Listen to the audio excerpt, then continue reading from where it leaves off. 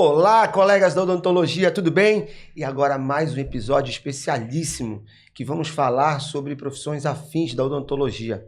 Estamos trazendo uma convidada muito especial, que é a presidente do Conselho Regional de Farmácia do Pará.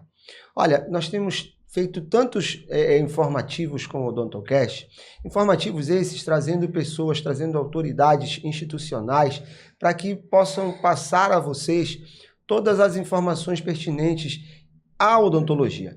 E para isso eu vou pedir que a nossa conselheira Penélope Gotardo apresente a nossa mesa de trabalho nesse momento. Tudo bem, Penélope? Tudo tranquilo, Marcelo. Mais um episódio, estamos aqui, graças a Deus. E, como sempre, trazendo pessoas para somarem aqui no nosso time, no nosso arquivo, nosso acervo, né, que vai... Acervo digital, né, Penélope? Acervo digital, né, que os colegas, a classe ou a população em geral pode acessar e cada vez mais saber mais, ter mais informações. E hoje nós temos aqui a doutora Carolina Reitman.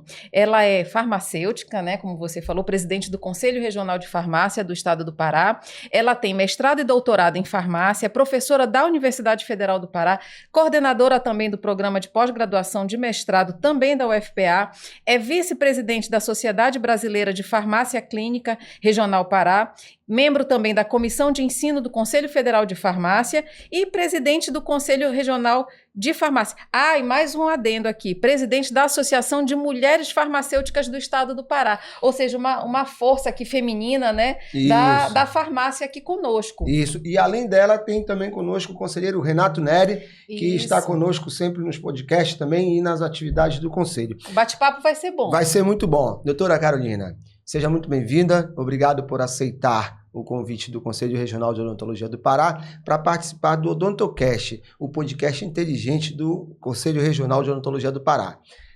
A Penélope te apresentou e agora eu gostaria também que você se apresentasse rapidamente, além desse vasto currículo, como a farmácia entrou na tua vida e até chegar ao Conselho. Então, primeiro, bom dia a todos, né, que nos assistem, bom dia a todos vocês, muito obrigada pelo convite. É um prazer estar aqui participando desses momentos descontraídos, né, em que a gente possa realmente conversar e ver atividades afins das nossas profissões para que a gente realmente lute em prol das duas, né, da odonto e da farmácia. A minha atividade, na verdade, a minha trajetória com a farmácia, ela começou há muitos anos atrás, eu estou formada há 24 anos, né, e eu sempre gostei de trabalhar em laboratório, sempre gostei de exames laboratoriais. Análises clínicas, que na época nós tínhamos pouquíssimas áreas de atuação na área da farmácia. E aí eu formei muito nova, eu formei com 19 anos, e aí fui para São Paulo, passei uma década em São Paulo, passei um tempo nos Estados Unidos fazendo meu doutorado, e quando eu voltei, já adentrei de fato... eu trabalhei na farmácia comunitária esse tempo em São Paulo. E aí voltei de São Paulo, fui militar também durante um tempo. E aí tem 12 anos que eu passei no concurso da universidade. E estou lá como pesquisadora, coordeno o laboratório de hematologia básica e clínica lá. Tenho vários alunos ali de mestrado, de doutorado. É minha paixão pesquisar. A docência, ela não é uma rotina, digamos assim, porque todo dia você faz uma coisa, né, diferente, você ministra uma aula diferente, então ela não cansa, ela estimula. E tem o contato ali, né? E tem o contato, e você está sempre estudando, você está sempre se atualizando, e isso é muito gostoso, né, para quem... E aí, durante essa trajetória profissional, acho que você deixa, né, Marcelo, Penélope, Renato, o seu legado, você vai deixando, você vai se mostrando como profissional. E as pessoas que estão ali na ponta te enxergam como potenciais, digamos assim, líderes de gestão. E a gestão, quando a gente está na universidade, ela acaba abraçando a gente. Então, eu faço parte de gestão desde que eu entrei na universidade, coordenando pequenos grupos. Depois tem alguns anos que eu já coordeno um mestrado. E aí eu fui convidada para entrar realmente nessa seara do conselho, porque as pessoas já te enxergavam de maneira diferente, né? Para que você pudesse representar mais de 12 mil farmacêuticos no estado. E aí eu aceito o desafio, né? Aceitei o desafio na época, entrei, claro que a caminhada nunca ela é retilínea, tiveram caminhos tortuosos, saí e voltei agora como presidente, e a gente está tentando realmente fazer um novo caminho no Conselho e traçar uma nova trajetória no Conselho Regional de Farmácia. Nessa trajetória, o Conselho de Farmácia também passou por uma intervenção federal, não é isso, Carol? E aí, Passou, fala um pouco Penélope. sobre isso também. Deixa eu só abordar aqui, juntando a pergunta da Penélope, assim, ela falou também porque o Conselho Regional de Odontologia do Pará passou por uma intervenção. Recente, né? Então, o nosso passado recente, nós temos intervenção do Conselho Federal em 2015, 2020, a intervenção do Conselho Regional de Odontologia do Pará, que foi paralela à intervenção do Conselho Regional As de Farmácia do Pará. histórias meio que se assemelham, Então, né? exatamente, a gente tem passado por momentos meio Tortuosos, que semelhantes durante esses últimos 5 anos, com os regionais. O que é deprimente, né? Carolina? É lamentável. muito deprimente, é lamentável, porque assim, tudo que a gente espera de uma instituição como o Conselho Ética não pode passar por problemas que passou tanto o Regional de Odontologia quanto o Regional de Farmácia. Sem dúvida. Então, voltando à pergunta da Penélope, pelos dados que nós temos muitas coisas em comum. Além das mazelas, também tu falaste em relação a 12 mil farmacêuticos, nós temos no Pará em torno de 13 mil cirurgiões dentistas também. Mas, assim, na tua visão, o que foi, junto com a pandemia, um processo de intervenção dentro do CRF? Como você falou, né, Marcelo, a gente acaba nunca ficando confortável para poder falar, ainda mais quando a gente representa hoje esses 12 mil farmacêuticos, mas lamentável é quando nós temos representantes que pensam em benefício próprio e não pensam na classe. E aí, para a gente não entrar em detalhes aqui, não foi foram, enfim, gestões anteriores e que massacraram realmente o nosso... Desmoralizaram e desacreditaram. Desmoralizaram, perfeito. Você foi muito cirúrgico na sua fala. E isso é muito ruim, porque o que nós tivemos que passar por uma intervenção, sem dúvida nenhuma, que foi muito claro, foi em rede nacional, e o nosso conselho, mesmo depois dessa intervenção, com outras gestões, ele continuou também a ser palco de notícias ruins, de notícias devastadoras. Ou seja, o que a gente quer representando uma classe, a gente precisa de dar notícias, de entregar notícias, entregar conquistas, e o que não estava acontecendo depois de muitos anos, mesmo depois da intervenção. Vieram novas gestões, a qual eu fiz parte dela também, e aí, graças a Deus, a gente teve que mudar, e hoje a gente está ali no conselho para que realmente a gente pudesse fazer uma nova história. E o que acontece, como você falou do Código de Ética, ele acaba não sendo respeitado. Ele não é respeitado. A desunião da classe, a forma com que os próprios colegas tratam outros colegas. Então, assim, a democracia, ela existe, mas ela precisa ser respeitada, né? E, assim, é óbvio que a gente pode errar, mas você erra tentando acertar. Agora, quando você erra de uma maneira intencional e por benefício próprio... Com dolo e má fé, não tem... Aí, realmente, não... Já que ela tocou, Marcelo, com relação ao Código de Ética, né, da farmácia, quais seriam, assim, as principais infrações éticas na tua área de atuação, no caso, da farmácia? Vamos lá. Primeiro, quando a gente está falando, eu vou te falar das principais. Primeiro, o desrespeito, né? Não sei se acontece isso muito na área de vocês, mas, por exemplo, relação existem... interprofissional mesmo? Em relação exatamente entre os colegas profissionais. Ou seja, você tem grupos políticos diferentes, isso é normal acontecer, isso faz parte, né, da democracia, mas você aceitar aquilo que já está lá é uma maturidade, é uma sabedoria. E torcer para que aquilo dê certo. E não você tá torcendo por aquilo que não dá certo. Então isso existe muito, só que isso vem de uma maneira muito desrespeitosa. Então nós temos xingamentos, nós temos uma série de situações em grupos de WhatsApp, com mais de 500, 600 pessoas, profissionais, né? E que realmente é lamentável. Lamentável. E, doutora... Não é exclusividade de vocês, tá? Doutora Carolina, bom dia. Bom dia. Nosso presidente, Penélope, sempre bom estar na mesa com vocês. Eu costumo dizer que a informação, esse podcast, ele tá indo muito longe porque a informação é um dos poderes que rege o mundo, né? Então tem uma informação privilegiada. Agora, tocando no assunto que você falou ainda há pouco, né? Eu fazia parte da plenária que houve a intervenção, renunciei antes de acontecer. E eu ouvi a sua fala e realmente eu penso que a gente, quanto classe, profissionais de saúde, a gente precisa estar atento com as questões políticas da classe também. Por quê? Porque essas questões aí a gente vai perceber, por exemplo, quando eu estava lá, que o pano de fundo, a propaganda era de fazer coisas pela classe. Mas quando, infelizmente, existem pessoas que quando pegam poder, né, é aquela famosa frase, né, vai para a cabeça. E infelizmente a gente vê atitudes que não era aquilo que a gente esperava. E eu penso que a gente, quanto profissional de saúde, principalmente no nosso estado, onde a nossa saúde, infelizmente, eu converso com muita gente de fisioterapia, eu tenho muitos amigos médicos, infelizmente não tem a valorização que deveria ter pelo recurso que recebe. E eu penso que quanto mais a gente se unir em prol disso, dessas pautas, eu acredito que a gente vai a cada dia mais e mais avançar quanto à valorização dos profissionais de saúde. O que é que você acha sobre Sem isso? dúvida nenhuma.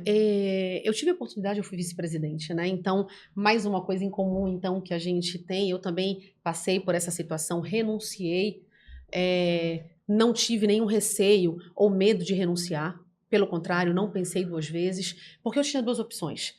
Como eu estava fazendo parte de uma diretoria, as coisas que estavam acontecendo era totalmente diferente daquilo que eu achava também correto. fazia parte Tá? da diretoria. Então, ou eu continuava e eu estaria prevaricando, ou eu renunciava. E fora outras questões comportamentais que eu repudio. E que hoje, no conselho, e que o conselho, não só eu, mas eu fui fácil, eu renunciei. Mas existem vários funcionários ali do conselho também que passaram também pelas mesmas situações e que não tiveram a mesma oportunidade do que eu. Por quê? Porque trabalham, dependem daquilo, enfim. E quando a gente não depende, quando a gente tem uma carreira paralela, a gente, claro, não pode manchar a nossa carreira com certas coisas que aconteceram. Então, isso que você falou também aconteceu com a gente. A propaganda, ela é a alma do negócio. Então, assim, a gente sabe que hoje em dia a marketing, ela é super importante, mas você também precisa ser técnico e você precisa ter ética. Se você não tiver ética dentro daquilo, não adianta a gente falar, porque você pode falar, mas você não se sustenta por muito tempo, como aconteceu. Eu renunciei. Eu fui criticada por muita gente. Eu fui sim. Por quê? Você foi eleita. Por que você renunciou se nós confiamos a você? Eu falei, por isso mesmo. Dar um passo atrás para dar 2 à frente depois. Eu renunciei sem medo. Em nenhum momento eu pensei.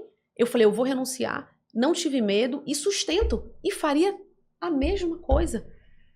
E dei a volta por cima. E mais de 50%, 60% dos farmacêuticos do estado enxergaram isso, tanto que eu voltei como presidente. E eu costumo dizer o seguinte, na nossa gestão, que é a primeira gestão feminina da história, totalmente feminina da história do conselho, mas isso não não quer dizer que a gente faça melhor ou faça menos, pelo contrário, mas só uma maneira da gente poder representar. É um registro. Exatamente, exato. Mas a gente tem uma maneira de olhar pela profissão. Nós não pensamos em benefício próprio. De maneira nenhuma. Então, o que eu puder fazer e entregar pela profissão nesses 2 anos que confiaram o voto à minha pessoa e ao meu profissionalismo, a gente vai estar ali para enxergar. Deixa eu te dar um adendo do que a gente está conversando eticamente. O Renato é testemunha de como era a gestão que aconteceu a intervenção e a nossa gestão que ele já está há 4 anos conosco. Nós temos um grupo coeso, um grupo que ninguém tem desvio de conduta, entendeu? Perfeito. É onde nós conseguimos uma coesão também, uma homogeneidade dos funcionários dentro do nosso conselho, que havia, na questão da intervenção, houve uma polarização de 2 lados, né? E, principalmente, dentro disso que a gente está falando, dentro dessa ideia da disputa dentro do conselho e fora do conselho, nós já passamos por 2 eleições com o nosso grupo.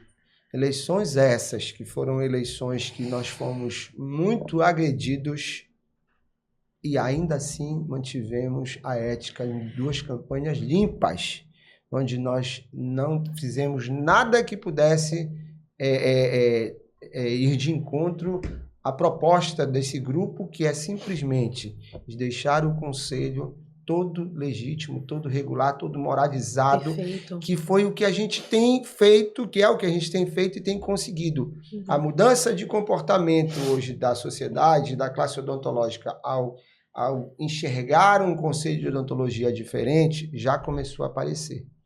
E eu espero que isso aconteça também com o Conselho de Farmácia, entendeu? Porque apesar de tu já teres passado, a tua primeira gestão agora deve ter o quê? 8 meses? Sim, nem isso. Tá fazendo 8 meses agora, né? 8 meses, né? Vai fazer agora em 8 meses. Então, assim, é uma gestão nova, claro, né? Com pessoas que, mesmo já tendo passado, estão voltando para fazer um novo trabalho.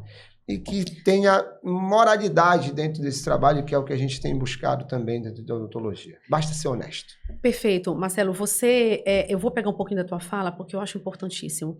Eu acho que quando você cobra, você precisa mostrar. Quando você exige, você precisa ter aquele comportamento. Para você exigir respeito, você precisa dar. E para você exigir a ética, você também precisa mostrar. Isso não acontece. Então, em gestões anteriores, inclusive a qual eu fiz parte, uma das pessoas que mais falam de condutas são aquelas pessoas que mais infringem.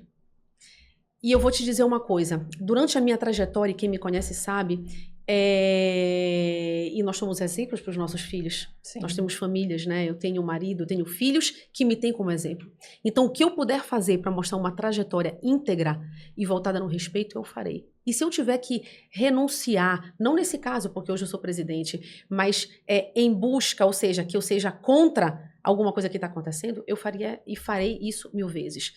As pessoas que mais criticam e que mais falam e cobram pelas redes sociais e pelo WhatsApp, de grupos de WhatsApp, sobre ética e sobre respeito, são aquelas que menos entregam. E eu vou te dizer, dentro das suas próprias casas. Essas pessoas não têm moral alguma. Acredito que com vocês também, que eu conheço a história também do Conselho de Odonto, mas na farmácia, aquelas pessoas que mostram, e eu fui criada dessa maneira, o que você tá na sua casa, o caráter que você tem dentro de casa, você arrasta para o seu profissional. Então, aquelas pessoas que não têm caráter dentro da sua casa, com suas mulheres ou com seus maridos, e que não têm caráter com seus filhos, elas não podem ser diferentes na vida profissional. Isso mostrou, isso é um fato. E contra fatos não tem argumentos. Não há. Então, assim, basta o tempo. Não é a Carolina, a professora Carolina que está mostrando. Isso tá muito claro.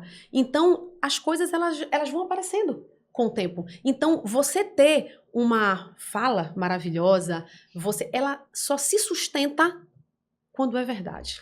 Porque quando não é verdade, ela tem tempo para terminar. De faz o que eu falo, não faz o que eu faço, né? Vamos fazer o que a gente fala. Então, essa é a questão que a gente deve sempre levar à frente. Marcelo, para você ter uma ideia, quando nós vencemos a eleição, o conselho inteiro nos recebeu de braços abertos.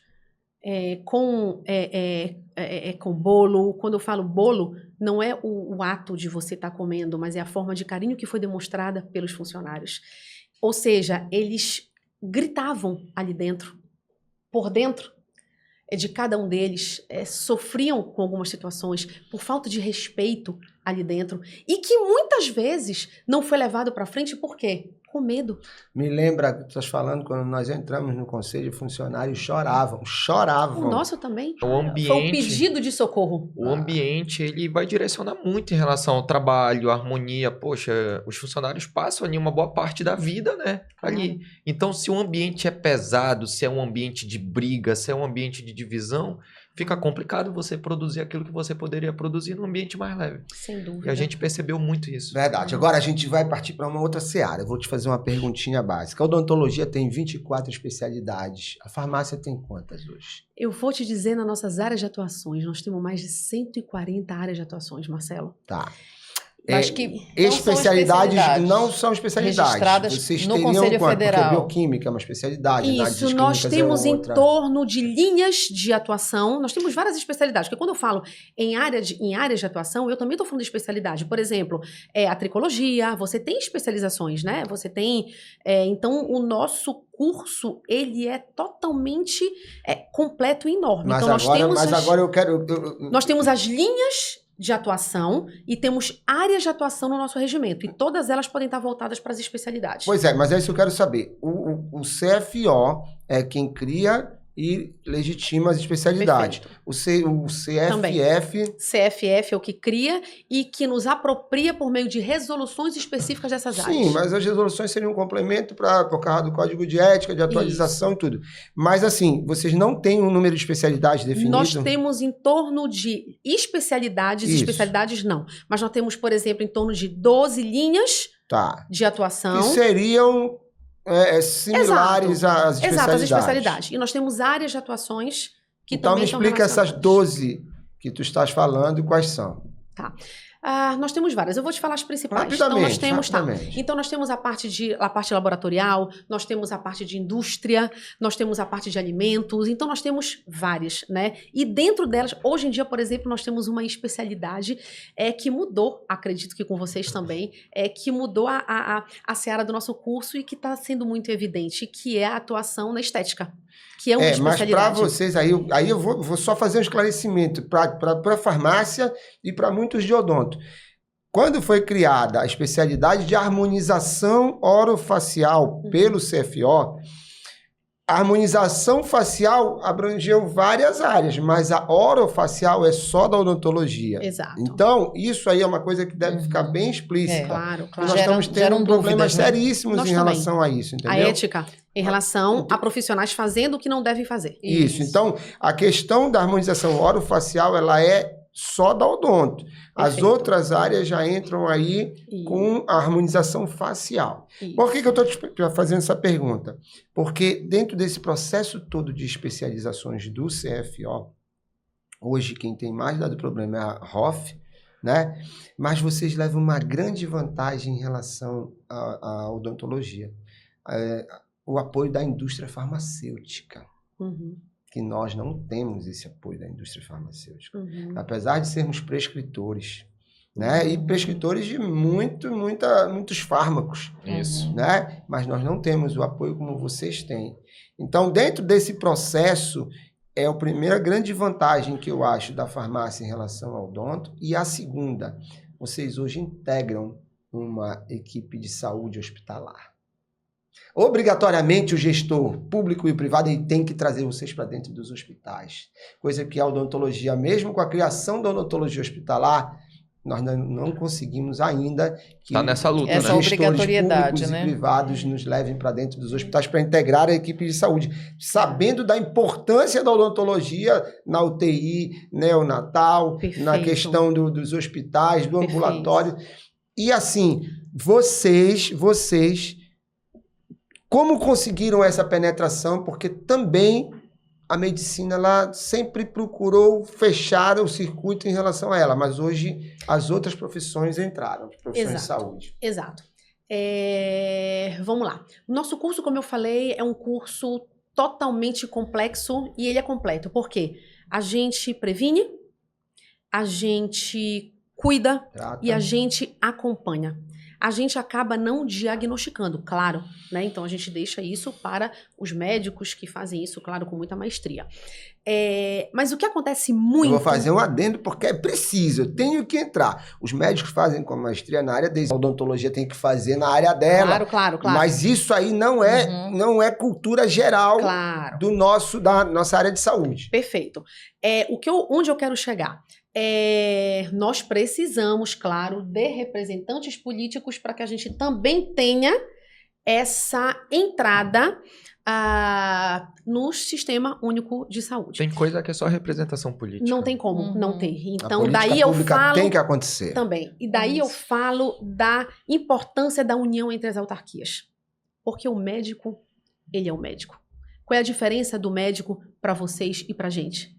Entendeu? Temos áreas diferentes, mas somos tão importantes quanto o médico. Cada um complementa o outro. Cada um complementa o outro. Ele é prescritor do teu fármaco, ele precisa da odontologia por causa de uma infecção que ele pode ter que acompanhar essa infecção. Perfeito. Então, as equipes elas têm que trabalhar juntos. E a gente precisa defender isso. O farmacêutico, eu faço uma autocrítica à nossa profissão, a mim também, é que a gente acaba sendo um pouco tímido nisso aí. Porque tem muitas pessoas, a sociedade ainda não sabe. A maioria ainda não sabe a força que o farmacêutico tem e o que o farmacêutico ele pode entregar para a sociedade. Então, a gente pode entregar e muito. Eu vou te dar um exemplo, Marcelo. Nós temos hoje, se você for marcar uma consulta numa unidade de saúde. Você vai conseguir marcar depois de muitos meses, você concorda comigo? Então, se eu for marcar uma consulta, por exemplo, numa unidade de saúde, tá? Eu vou demorar meses para aquilo ali. Sim. Só que, tudo bem, consegui aquela consulta. Fui diagnosticada. Ok, saí daquela consulta.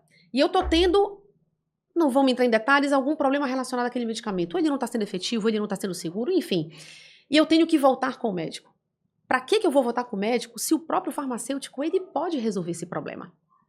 Entendeu? De algum problema relacionado. Ou seja, enfim, ele pode identificar. E ele só vai te enviar, ele só vai te encaminhar para o médico. Né? Claro, ele só vai te encaminhar para o médico quando ele não puder resolver esse teu problema. E a maioria das vezes, eles voltam por algum problema relacionado ao medicamento que pode ser ajustado. Até pelo próprio farmacêutico. Isso diminui provocar. a fila. Eu vou provocar agora, tá? Pode provocar. Vou te provocar. Isso, durante muito tempo, a sociedade recebeu informação que a medicina ela resolvia tudo sozinha. E hoje, até a medicina sabe que ela não vai resolver tudo sozinha. Não. Ela precisa das outras áreas de saúde. Precisa. Aí eu vou te perguntar, vai levar um tempinho ainda, mas vamos começar a mudar? Tem medicamento, tem fármacos. Uhum. Vamos falar de fármacos, vamos falar como fármacos, porque é a farmácia quem produz. Não é a medicina. A medicina ela tem a atuação dela para dar informação sobre a ação daquele fármaco também no organismo na ponta. Uhum. Mas é fármaco, não é remédio, não é medicamento. Uhum. Eu acho que isso é importante para que a saúde comece a entender que ela precisa da farmácia, que ela precisa da odontologia, que ela precisa da medicina, da fisioterapia, da nutrição, da educação física, todas as áreas de saúde. Perfeito, Marcelo. E vocês prescritores, que a gente, não sei se vocês vão falar da prescrição, mas já tem um assunto da prescrição. Pronto. O que eu acho importante, se eu puder já entrar nessa seara, pegando o gancho aqui da nossa conversa, não é só o fato de você prescrever. Vocês têm essa autonomia de prescrever qualquer medicamento que seja indicado na odontologia. Qualquer. Inclusive um ansiolítico. Sim. Para isso, vocês têm que saber a 344, a portaria. Todos sabem? Quando você prescreve... Foi uma pergunta, tá? Então eu não tô... Eu já te respondi, Exato. Não sabem. Segundo, quando você prescreve, significa que você está prescrevendo, você precisa entender toda a farmacologia daquele medicamento. Vocês sabem? Também te respondo que não. Vou te fazer a terceira pergunta. Qualquer problema relacionado com aquele medicamento, seja eficácia ou segurança, vocês sabem resolver ou pelo menos identificar? É a quarta pergunta. Vou te dizer que, generalizando, não... Pronto. Mas o que acontece se vocês prescrevem? Daí a importância de nós andarmos juntos. Sim. Eu dei 4 exemplos para vocês. 4 exemplos. E que são corriqueiros nos consultórios de vocês. Vocês prescrevem anestésicos, vocês prescrevem antibióticos, vocês prescrevem anti-inflamatórios e vocês prescrevem analgésicos. São as 4 classes que mais podem levar consequências como discrasias sanguíneas, por exemplo. E isso é o nosso cotidiano. É o nosso dia a dia. É o dia a dia de vocês. Isso. E é uma pergunta, tá? Algum de vocês indica? Algum de vocês refere aquilo que o paciente tá? Porque às vezes é um problema que é de um medicamento. Sim. Uhum. Entendeu? E aí que eu digo, a farmácia, com a odonto e com a medicina, ela tem que andar junto. Entre outras, né? Eu tô falando aqui da nossa proximidade. Olha, a enfermagem já está muito bem alinhada conosco. O Antônio Marcos, que é o presidente atual do Conselho Regional de Enfermagem, também já esteve conosco. A farmácia está vindo, nós vamos trazer outras entidades também, como a medicina. Vamos buscar todas as possibilidades com a nutrição, fisioterapia, do CREFITO e tudo. Por quê? Porque a nossa intenção é aproximar. Vou te dar um exemplo do que acontece com a questão da prescrição de fármacos para a odontologia. Eu tive um problema profissional com uma farmácia, uma rede de farmácia aqui em Belém, que à época tem aí uns 10 anos, e é preciso falar com a presidente do Conselho de Farmácia sobre isso. Eu estive lá na farmácia para pegar um antibiótico para mim mesmo, que eu estava com a garganta inflamada, fui pedir 2 folhas de papel em branco, a caneta, apresentei minha carteira do CRO e fiz a prescrição. Quando eu faço a prescrição e assino tudo de próprio punho, a balconista disse que não iria me aviar a receita, porque não tinha meu carimbo. E aí eu pedi para que chamasse a responsável que pudesse responder acima dela. Ela chamou, veio a farmacêutica. A farmacêutica disse a mesma coisa. Ela não ia aviar a receita porque não tinha carimbo. E depois disso pedi para chamar o supervisor. Veio o supervisor de lá e disse que já sabia da história e que só ia aviar a receita para que eu não tivesse problemas. E aí eu disse assim, como eu não vou ter problema? Quem não vai ter problema é você, se você me aviar. Porque a Lei 5.081, que muitos também não sabem, diz que para prescrever eu tenho que estar com a assinatura e com o meu registro sendo apresentado, não precisa de carimbo. Isso foi uma coisa que cresceu muito, ao ponto de chegar ao Conselho de Farmácia. O presidente, à época, ligou para mim, quis conversar comigo, eu fui até ele e terminou a história eu lá no Sagres, dando uma palestra para uns 700 a 800 farmacêuticos falando sobre esse tema.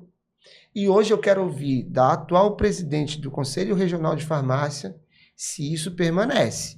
Claro. Tá? Será que eu preciso me informatizar me emburrecendo? Porque foi isso que aconteceu. Os documentos de próprio punho têm valor, ainda mais apresentando a documentação.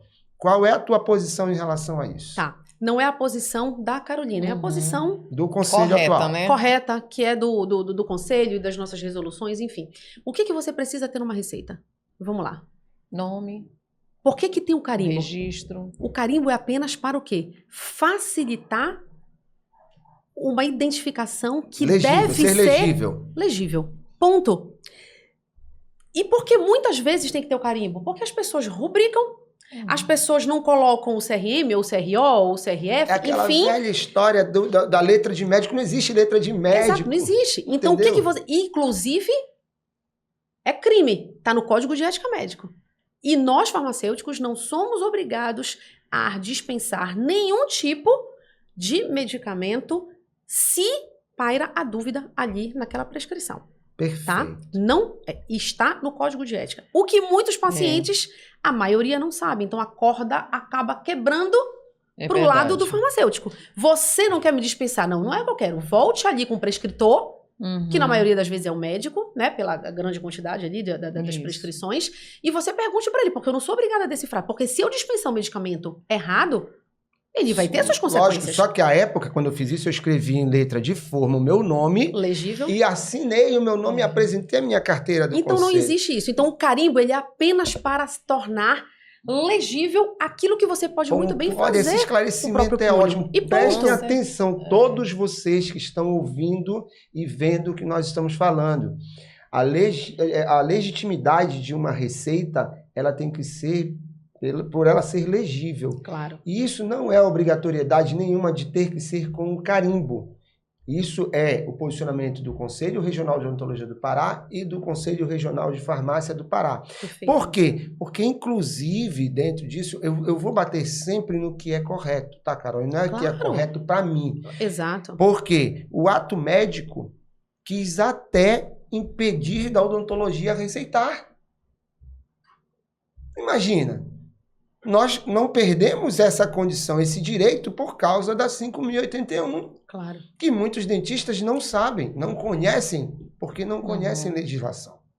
Sem dúvida. Entendeu? Então, dentro disso, a orientação do Conselho de Farmácia, essa época, para proteger o farmacêutico, não deixava a odontologia fazer o que tinha que ser feito. Claro. Entendeu? E isso foi uma briga que eu comprei, porque eu precisava valorizar a odontologia, que era a minha profissão, sem demérito nenhum para a farmácia. Eu sei que o farmacêutico tem que ser protegido. E isso hoje eu fico muito feliz de estar ouvindo da representante do Conselho Regional de Farmácia do Pará um posicionamento que não é mais como era. Entendeu? Porque, como tu disseste, se está legível, não tem por que não ser aceito, mesmo que não tenha o carimbo. Claro. Então, para os farmacêuticos também, agora que forem aviar as receitas dos odontólogos, dos cirurgiões dentistas, vamos ter essa boa vontade, vamos ter esse bom senso, porque nós não podemos nos desinformar pela informatização. E, Marcelo, a gente tem muitas... Desculpa, Penela, porque eu sei que você ia falar alguma coisa, mas, assim, o Conselho Regional de Farmácia, ele continua sendo palco de muitas denúncias em relação a receitas ilegíveis. Então, uma das primeiras coisas que, quando a gente assumiu, nós fizemos foi ir para dentro do Conselho Regional de Medicina, com a doutora Tereza, que agradeço ela imensamente por ter recebido de portas abertas o Conselho Regional de Farmácia, para que a gente pudesse falar da importância das receitas. Então, eu tive essa oportunidade de ir ao Conselho Regional de Medicina, num simpósio que eles fizeram, provoquei essa situação. É feita essa conscientização na área médica sobre essa questão da prescrição?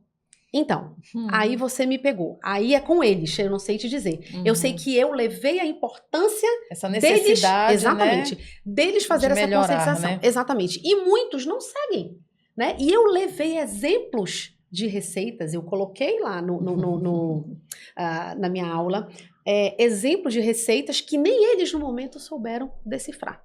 É muito importante. E eu deixei muito claro isso. Até porque eu falei, vocês sabem que o que está acontecendo nessas receitas aqui, é claro que eu tive o cuidado de não mostrar o nome do prescritor, né? Porque o objetivo não era esse da questão ali da aula, mas sim mostrar para eles que a dificuldade que nós temos é a mesma que eles têm.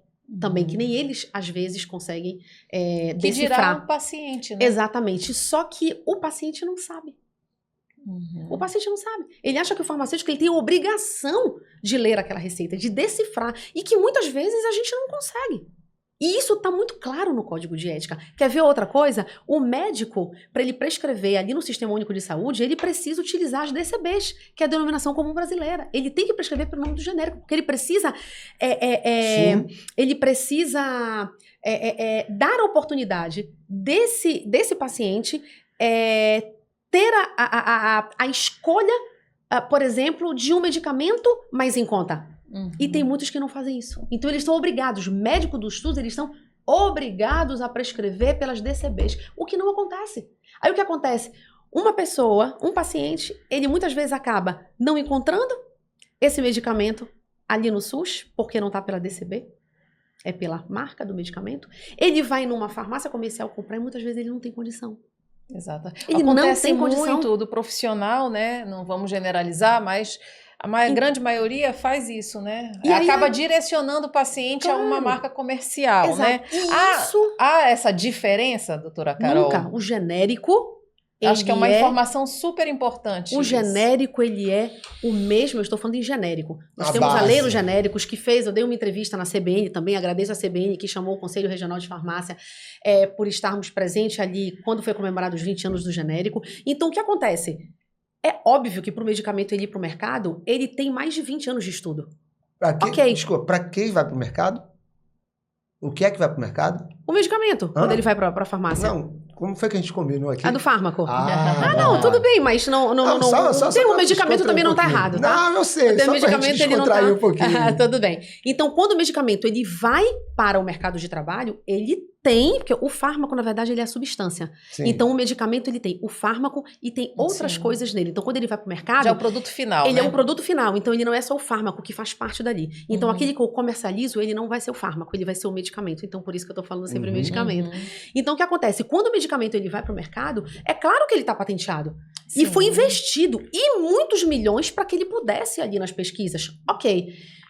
Mas passou os 20 anos, caiu essa patente, a própria empresa ela é obrigada a comercializar pelo nome dele, pelo genérico. E ele é o mesmo. Ele tem os mesmos testes de bioequivalência, de biodisponibilidade. Ele não tem diferença alguma. O que muitos profissionais, prescritores, não vou estar falando dos médicos aqui, mas que muitos profissionais prescritores não entendem. E muitos eu ainda escuto, como vários farmacêuticos, mas o genérico, ele não faz a mesma... Ele não tem a mesma ação de um medicamento. O similar é que não tem, né? Aí tudo bem, eu estou falando do genérico. O similar, claro, ele pode ter alguma outra coisa, algum outro teste que não, né? Mas o genérico, que é identificado com o nome informação genérico, ele tem os mesmos testes, as mesmas recipientes, né? Totalmente, não tem diferença. Sim. E as pessoas me perguntam, Carol, quando você chega numa farmácia, você vai comprar o medicamento e você compra o genérico? Eu falei, sempre que ele tem o genérico, eu vou pro genérico, porque nem todos tem o genérico. Mas quando cai a patente... Deve ser uma briga, né, mercadológica, um lobby fantástico dentro da indústria farmacêutica, infelizmente, com os próprios a gente ainda tem farmacêuticos. muitos prescritores que passam isso para os seus pacientes. E aí eles vão atrás daquilo que o prescritor falou. Pela falta de conhecimento. Por N motivos também. Por N motivos, claro que a gente não precisa adentrar aqui, mas muitos também pela falta de conhecimento.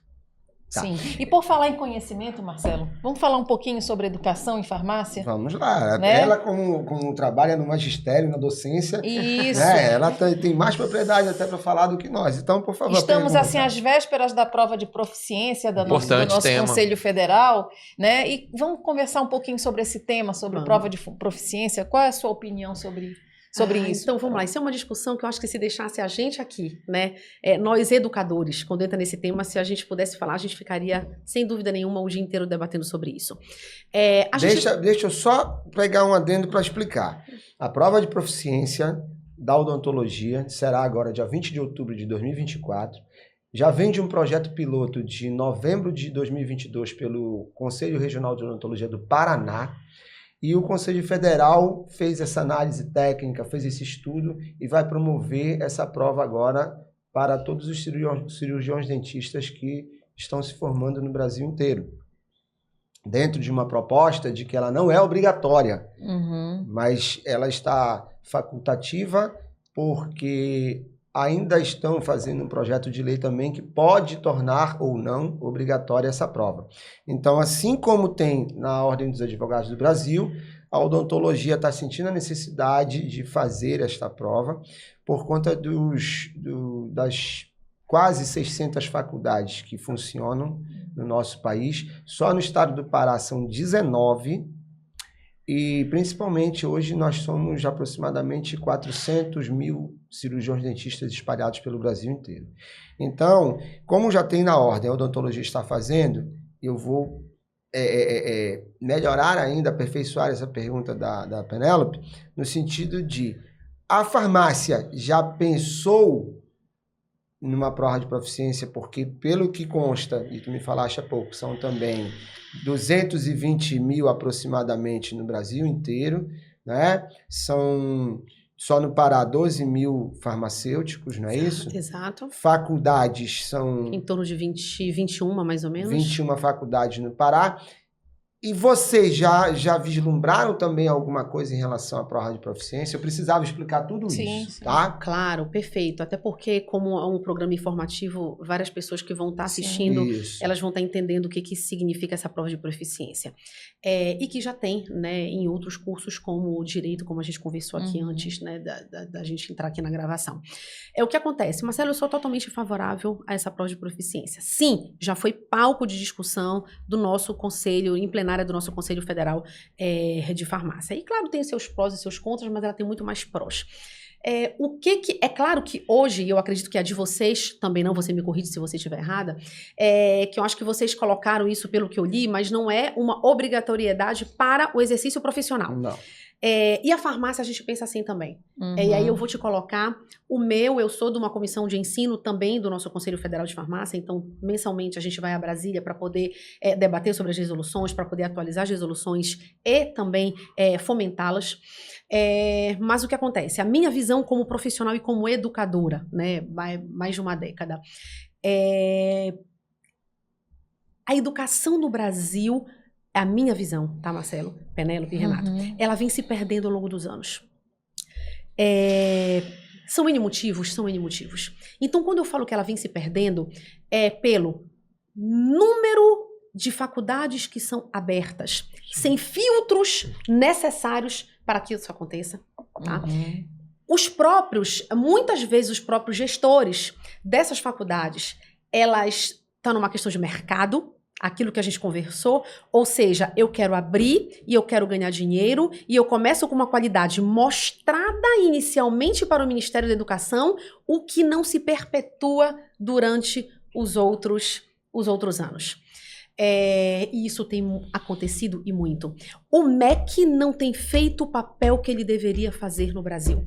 O MEC ele deve fiscalizar em loco como que está aquele curso que ele autorizou para abrir há tantos anos atrás ou há tantos meses atrás. Então, ele fiscaliza, Ele abre, ele não fiscaliza, ele vai lá, ele vê a Ele viabilidade autoriza, da abertura, ele autoriza, mas ele volta para fiscalizar depois de anos.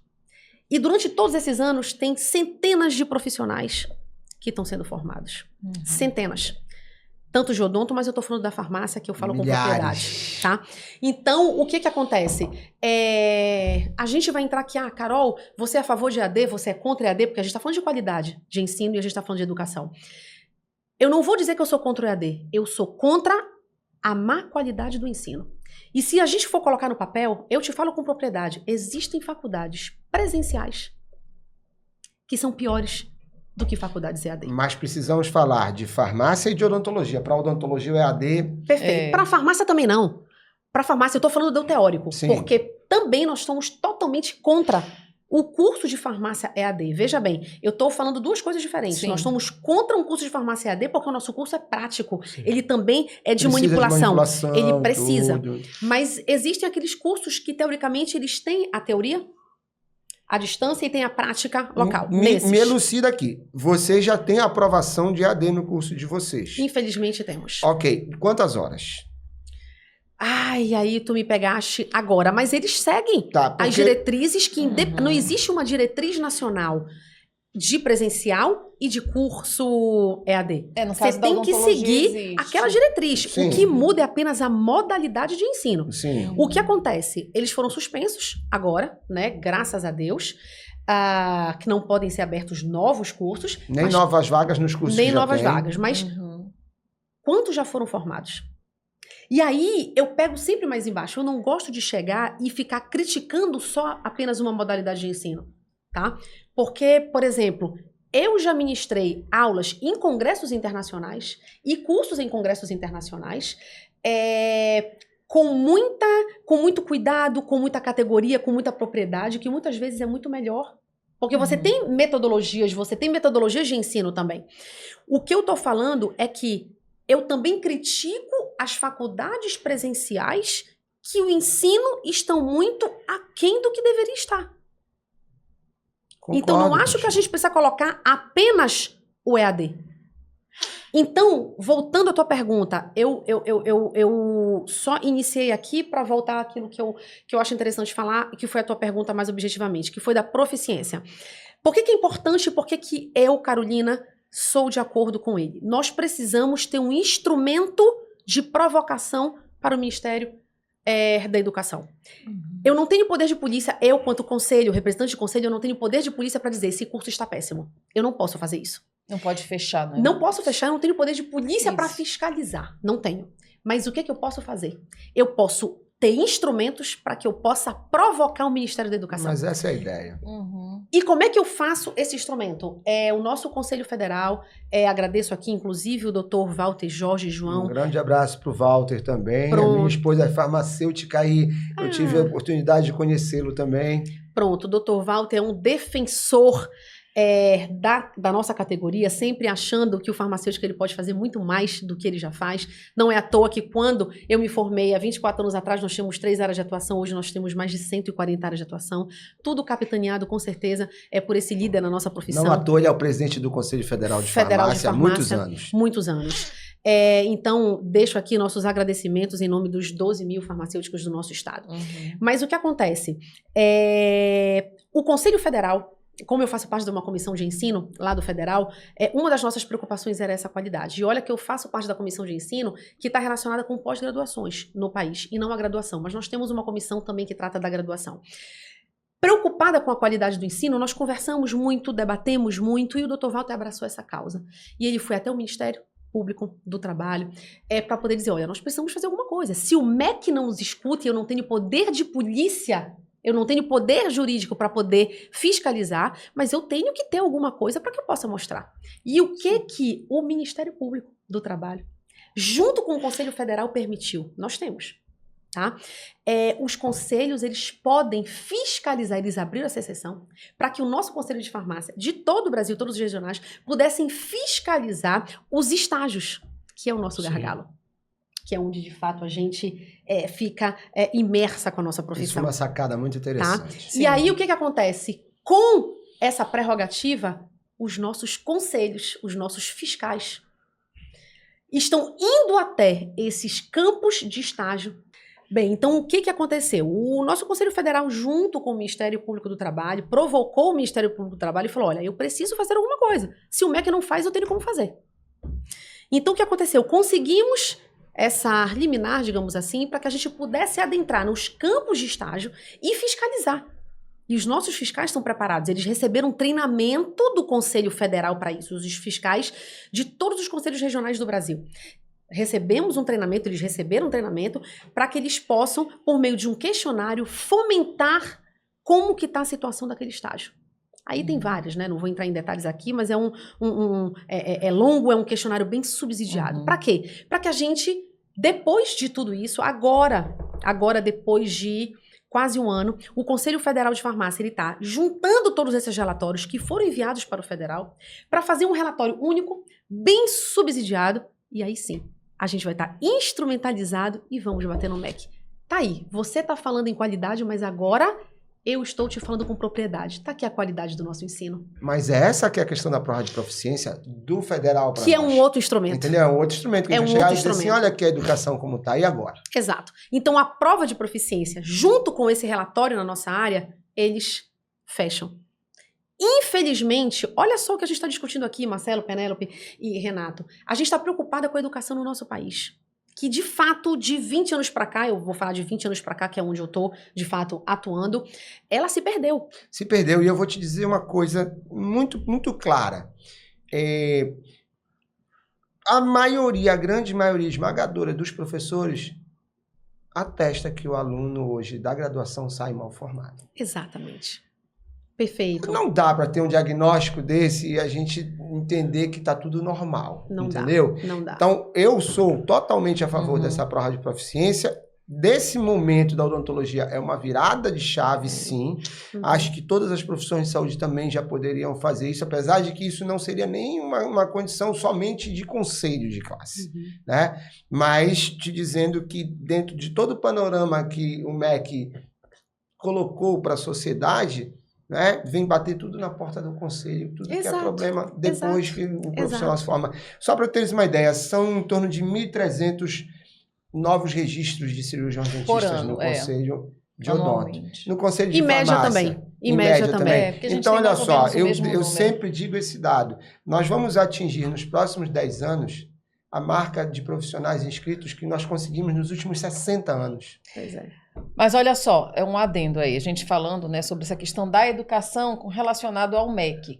O nosso Conselho Federal de Odontologia já judicializou contra o MEC para não abertura de novos cursos de odontologia, que é uma... Está inchado, né? O Brasil está inchado de cursos de odontologia. Temos muito em comum, né? O nosso também. Sabe qual foi a resposta do nosso? Desculpa, não sei de vocês, mas eu tenho que falar.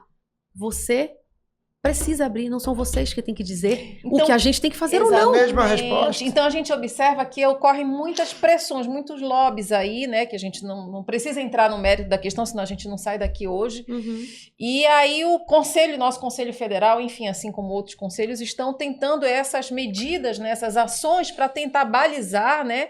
Dar um norte, dar um direcionamento para onde estão indo os nossos profissionais. A prova de proficiência do projeto piloto do Paraná em 2022 foi uma lástima. Não precisava nem comentar, mas foi uma lástima, entendeu? Eu imagino. E deve vir também o resultado dessa prova. A gente sabe o resultado. Entendeu? Na verdade, eu acho que tudo isso vai servir para escancarar, na verdade, o que a gente já sabe. Claro. Dentro disso, mas olha, Carol... E é uma forma de frear, né, gente? Uma forma de tentar frear. Não sei se vai o que a gente pode fazer. Mas é o que a gente pode fazer. Presidente, eu converso só rapidinho sobre isso com alguns amigos que são professores em faculdades.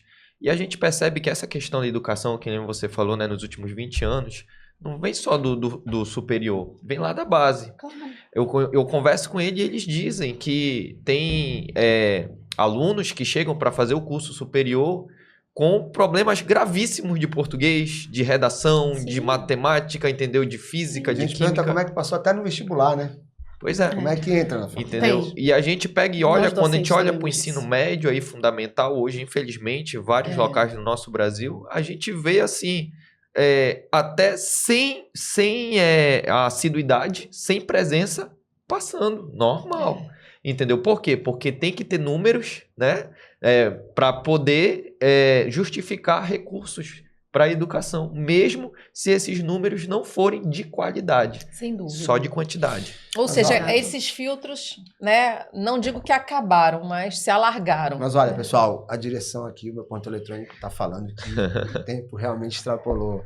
Quero já entrar nas considerações finais, primeiro do Renato, depois da Penélope, depois da Carol. Carol, assim, muito bacana essa entrevista, muito bacana as informações que nós estamos tendo do Conselho Regional de Farmácia.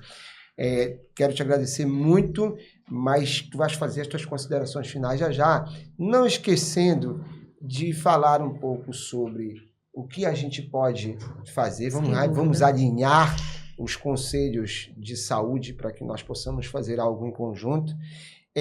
Estamos abertos para qualquer tipo de proposta. E falar também o que tu já viste do nosso conselho atual, o que tu tens de informação sobre a nossa gestão. Olhando para aquela câmera, lembrando de convidar o público farmacêutico a assistir a tua entrevista. Renato, considerações finais, rapidamente. Quero agradecer novamente, né? Sempre muito bom a gente estar conversando, estar se informando. E para todos aqueles que estão nos assistindo, tanto de farmácia quanto odontologia, tem muitos odontólogos, cirurgião dentista que conhecem a galera de farmácia, poder compartilhar, porque eu acho que chegou já o momento de tanto dentista, cirurgião dentista, quanto farmacêutico entender que a gente não tem que só entrar no consultório, sentar numa cadeira, entrar no laboratório, né? E não se preocupar com a política de classe, a política pública, poder se organizar da melhor forma para a gente poder ter realmente ações efetivas que vão valorizar o profissional de saúde. Então, por isso que é importante a gente estar cada vez mais se informando e se engajando, não só dentro do nosso trabalho, mas sim para fora dele. Então, parabéns mais uma vez. Obrigado, doutora Carolina. Obrigado, nosso presidente Penélope. Obrigado, e a gente está junto. Doutora Penélope. Doutora Carolina, foi com imenso prazer esse bate-papo aqui. Eu acho que a gente enriqueceu cada vez mais, enriqueceu o nosso acervo, né, Marcelo, digital. E dizer para você que a farmácia, a odontologia, e assim como as áreas afins da saúde, temos que ter parceria, temos que ter alinhamento e os profissionais têm que buscar esses conhecimentos. Não é só se fechar na sua área de atuação, né, e tentar desenvolver uma odontologia ou uma farmácia solitária. A nossa profissão ela é muito solitária, na verdade. Então, eu acho que o motivo de estarmos aqui é justamente para a gente poder divulgar isso, ampliar nossas mentes, né, abrir para aumentar o nosso nível de conhecimento.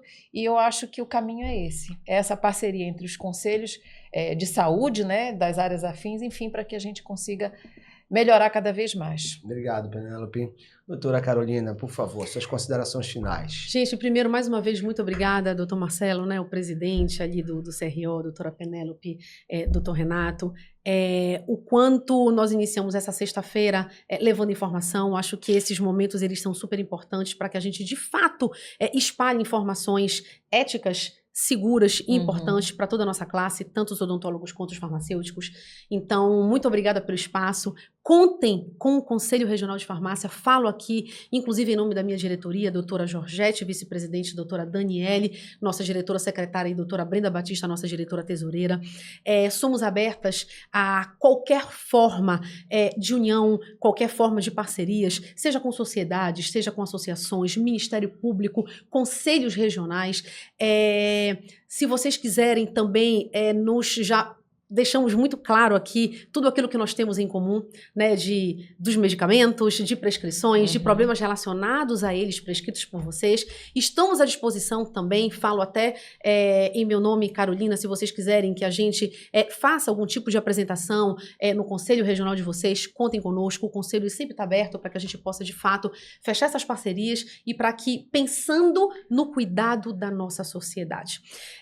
Gostaria de agradecer a todos vocês que estão nos assistindo agora, nesse momento, de levar informação, de fato, não só para os profissionais, mas sim para a sociedade, e dizer que nós estamos à disposição sempre para que a gente possa realmente discutir e fomentar essas discussões para que a gente possa, com certeza, seguir também o nosso código de ética. Queria parabenizar a gestão de vocês, tenho acompanhado, tenho muitos amigos que são odontólogos, e parabéns por vocês estarem fazendo a diferença, parabéns por vocês estarem trazendo a ética novamente para o conselho de vocês, parabéns por vocês estarem fazendo esse projeto aqui acontecer e que leva informação, como eu falei no início, a todos os colegas, principalmente da área de vocês, trazendo pessoas diferentes, mas de áreas afins. Então, isso é muito importante. Então, que Deus abençoe vocês na gestão de vocês. Amém. E que a profissão, ela acabe crescendo mais, ela acabe abraçando os outros, e para que a gente possa pensar basicamente nos 3 pilares principais, que é o que a nossa gestão do Conselho Regional de Farmácia e do Conselho Federal, ela luta, que é ética, união e valorização. Muito obrigada, Marcelo. Obrigado, Caroline. Olha, vamos te deixar aqui um exemplar do Sorrisos Brasileiros, que é patrocinado pelo CFO. Né? Que legal. Um exemplar do nosso Código de Ética Odontológico. A canequinha do Odontocast é sua, tá? Um brinde nosso também, tá? Obrigada. E agradecer ao Renato, à Penélope, agradecer ao Conselho Regional de Farmácia também, em nome da doutora Carolina Hartmann e toda a sua equipe. E dentro desse processo todo, convidar aos farmacêuticos e aos cirurgiões dentistas para assistirem ao Odontocast, que é o podcast inteligente da odontologia. Então, gente, fiquem conosco, vão lá, curtam, compartilhem, apertem o sininho, como o Renato diz, né, Renato? Que é o nosso cara da internet. Então, fica por aqui mais um episódio falando da relação entre farmácia e odontologia, que é uma relação muito importante dentro da área de saúde. E com isso, se vocês tiverem a oportunidade de assistir, foi muito bacana esse bate-papo que nós tivemos. Um abraço a todos, fiquem com Deus e até o próximo episódio. Tchim, tchim. Valeu, gente. Tchim, tchim.